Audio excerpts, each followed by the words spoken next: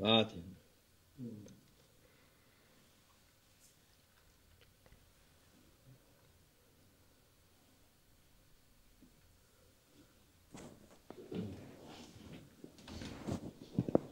السلام عليكم. أعوذ بالله من الشيطان الرجيم. بسم الله الرحمن الرحيم والصلاة والسلام على رسول الله محمد سيد الأولين والآخرين بعد درس النبي سادات أصحاب الدستور ولا شاء الله فأزدى سنشوف منا طريقتنا الصحبة والخير في الجميع. بسم الله الرحمن الرحيم. يا أيها الذين آمنوا اصبروا وصابروا واتقوا الله وافعلوا الخير لعلكم تفلحون. صدق الله العظيم. Hayır yapın diyor. Allah Almighty commands us, do goodness. Sabredin. Be patient. Allah Azze ve Celle bu ayet-i kerimde beraber sabredin, hayır yapın diyor. In this holy verse, Allah Almighty declares to be patient and to do goodness. Allah Azze ve Celle'nin emridir. This is Allah Almighty's order. İslam dini nedir? What is Islam about? Hayır dinidir. Islam is the religion of goodness. Şerleri uzak tutsun diye. Islam instructs us to stay away from evil and badness and to shun badness. Hayır dediğimiz Islam encourages us to do goodness. her türlü iyilik, her türlü güzelliktir. What is goodness? Goodness are all kinds of good deeds, of charitable acts. Bu emir Allah Azze ve Celle'nin emridir. This is Allah Almighty's order.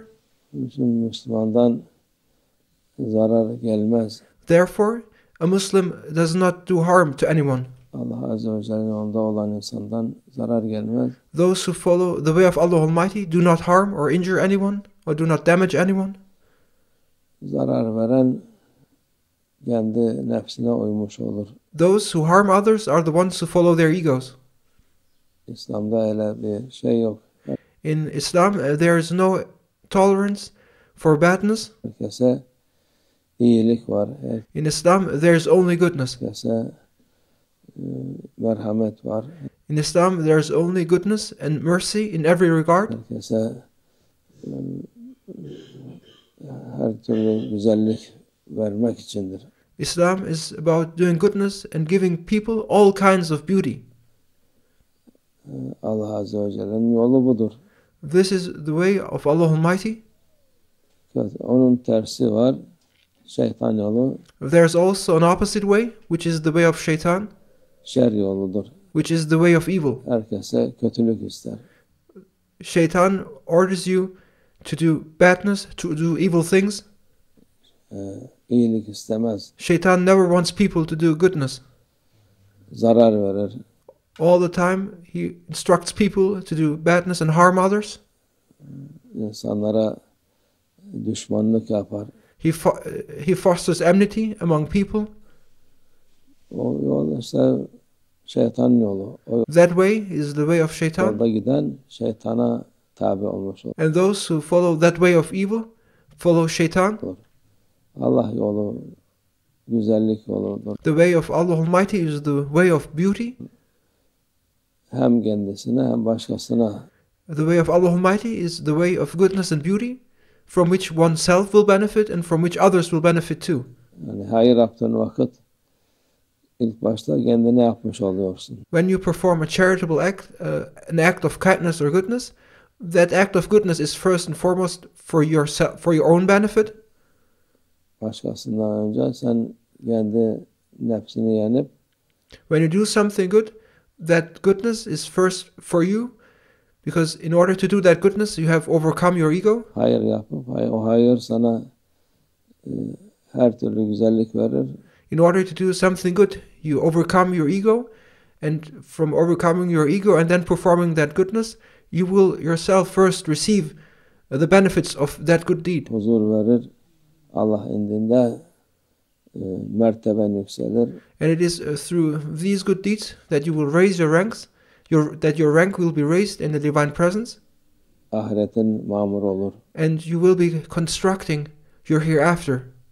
Şer yaparsan onun tersidir.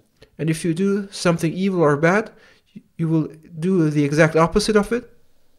şer yapmak, onu da affeden Allah Azze ve Celle'dir.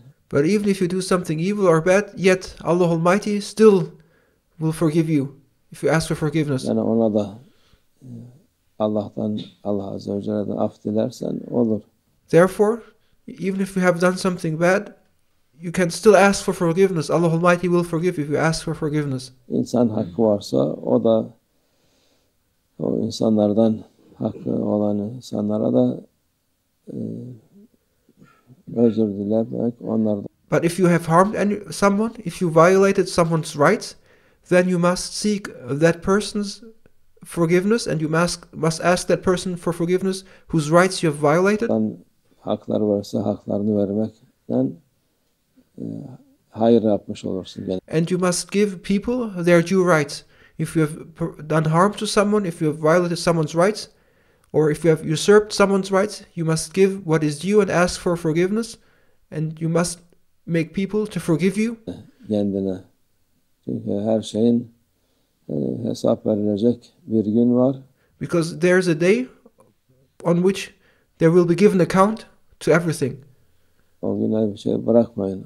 And we should give account and make things before that day comes.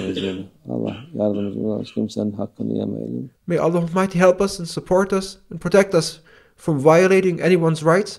Kimseye zulmetmeyelim. And may Allah Almighty protect us from oppressing anyone. Allah İslam'ın güzelliğiyle yaşayalım. May we live according to the beauty of Islam. Allah tevfik. El-Fatiha.